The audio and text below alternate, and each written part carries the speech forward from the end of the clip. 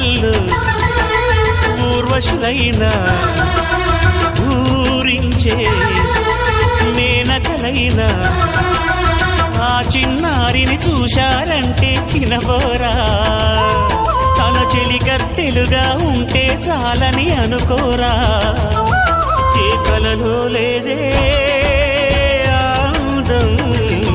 తను కనిపిస్తేనే కళ్ళకు అర్థం గోవెల్లో దీపంలా కావ్యంలో భావల్లా